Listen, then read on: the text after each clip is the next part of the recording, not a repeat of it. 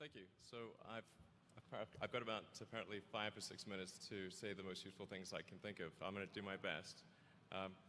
It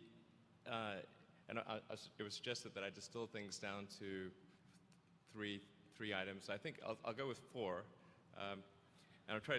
I think these are pretty important ones. Some of them are going to sound like, well, you've heard it before, but it's worth re-emphasizing. I think the first is you need to work, depending upon how well you want to do, and particularly if you're starting a company, you need to work super hard. So what does super hard mean? Well, when my brother and I were starting our first company, instead of getting an apartment, we just rented a small office and we slept on the couch.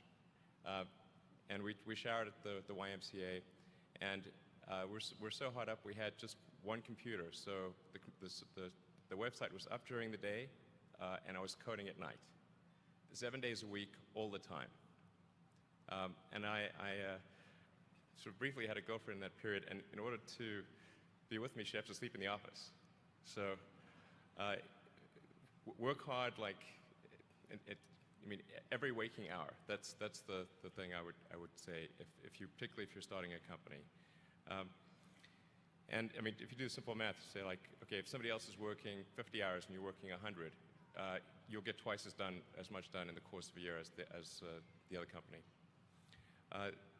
The other thing I'd say is that if you're creating a company or if you're joining a company, the most important thing is to attract great people. So either join a group that's amazing, that you really respect, or if you're building a company, you've got to gather great people. I mean, all a company is a group of people that have gathered together to create a product or service. And so depending upon how talented and hardworking that group is, and the degree to which they are focused cohesively in a good direction, that will determine the success of the company. So do everything you can to gather great people if you're creating a company. Then I'd say focus on signal over noise. A lot of companies get confused.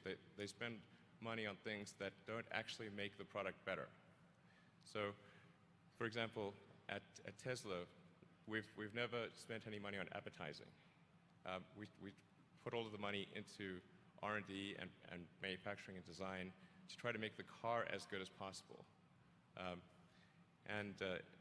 think that's the way to go. So, for any given company, just can keep thinking about, are these efforts that people are expending, are they resulting in a better product or service? And if they're not, stop those efforts.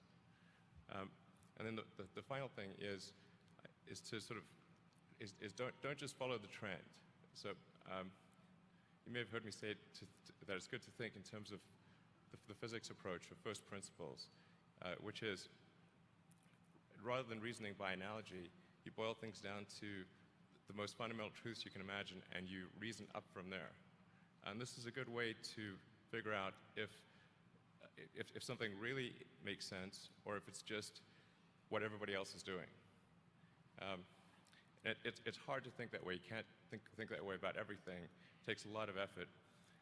But if you're trying to do something new, it's the best way to think. And that framework was developed by physicists to figure out counterintuitive things like quantum mechanics. So it's really a powerful method. Anyway, so that's, and then I think that the final thing I would encourage you to do is, now is the time to take risk. You don't have, you don't have kids. Your obligation. Well, sorry, probably don't have kids.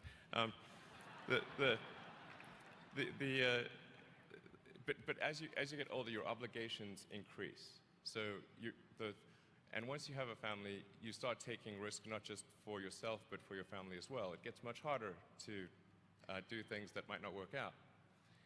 So now is the time to do that before you have those obligations. So I would encourage you to take risks now. Do something bold.